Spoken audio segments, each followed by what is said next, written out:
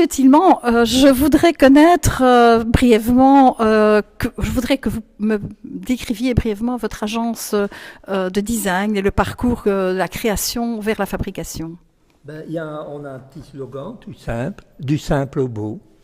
Et ça dit beaucoup de choses, c'est-à-dire que ça dit la simplicité, la beauté de l'objet. Mais entre les deux, il y a évidemment toute l'étude ergonomique, toute l'étude de faisabilité, et ce qui fait que le projet doit rester simple et devient beau. Voilà, du simple au beau. Dans toutes les réalisations que j'ai vues chez vous, et des photos et des pièces, vous utilisez très très souvent le métal, principalement le métal. Oui. Et pourquoi ? C'est un des rares matériaux qui a la possibilité d'avoir des dimensions énormes. En ferroviaire, par exemple, en chemin de fer, on fait des rails qui font plus de 100 mètres d'une pièce. Et on peut avoir des toutes petites pièces. Pour le moment, on étudie un petit appareil médical sur lequel il y a des petites aiguilles qui font 50 microns de diamètre. Donc c'est tout petit. Et on va à l'infini, à des dimensions colossales. Et quels sont les différents métaux que vous utilisez ? Principalement l'acier ?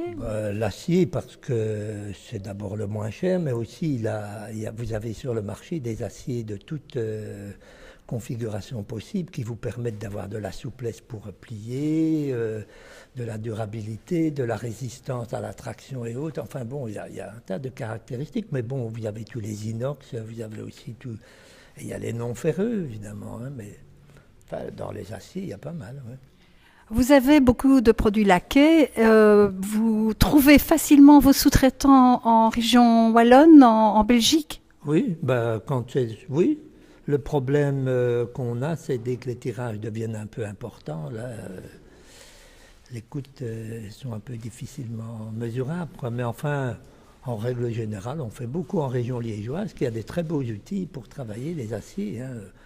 Tout ce qui est pliage, cintrage, perforation et tout ça, on est fort bien équipé par rapport à d'autres régions, par exemple de Flandre, qui sont moins bien, plus diffus au niveau de la surface du terrain. Ici, en région liégeoise, vous avez à peu près tout.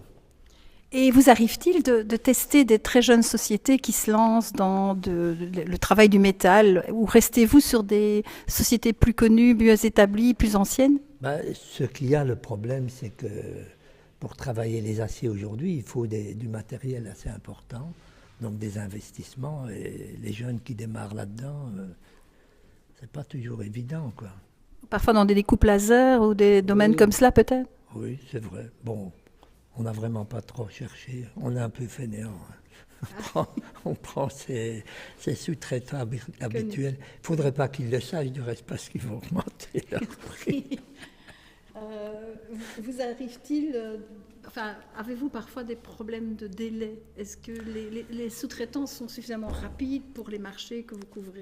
Nos donneurs d'ordre sont souvent exigeants et on est entre les deux, donc c'est nous qui prenons la pomme souvent. On est écrasés. Les sous-traitants, bon, ils traînent un peu, ça fait partie du cahier de charge, mais c'est pas toujours facile, quoi. Donc, d'après on a une méthode, hein. Oui. Dites-moi. Elle est très simple. Dites-moi.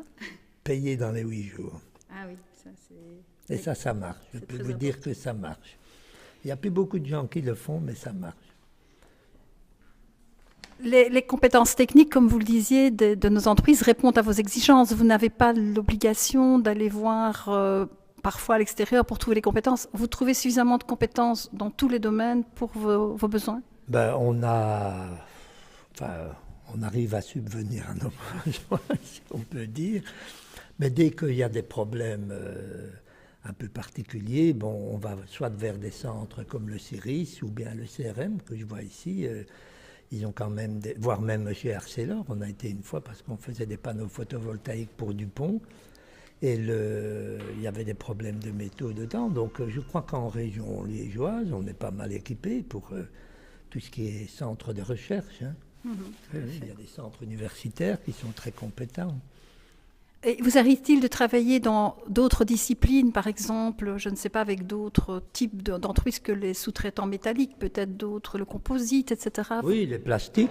Oui, oui, dans les matériaux plastiques, on a des petits... Et pour le moment, on est en plein dedans, on doit faire de la micro-injection, donc ce sont des toutes petites pièces. Et ça, c'est pas évident de trouver dans notre coin. Donc vous êtes satisfait de la région et vous pensez qu'il y a encore beaucoup de potentiel? Ben, j'habite dans la province, je ne vais pas déménager. Non. Mais c'est vrai que, bon... Mais il y a dans la région de Liège, il y a quelque chose qui fonctionne bien aussi, c'est comment dirais-je-moi, la facilité de dialogue. Hein. Et je vois bien, on a par exemple des clients qui sont un peu partout en Europe, ils trouvent que la Belgique a quelque chose de particulier dans les contacts. Et quand on regarde au niveau de la Belgique, c'est dans la province de Liège qu'on a ce petit plus. La convivialité joue sans doute. Oui, probablement, ou la facilité de dialogue et la qualité, parce que ce n'est pas histoire de mettre un peu le produit, la réalisation de côté. Non, il y a une qualité de travail, un sérieux, du reste c'est comme ça que nous on travaille. Et je vois bien que le dialogue est facile. Merci beaucoup. Merci pour votre témoignage.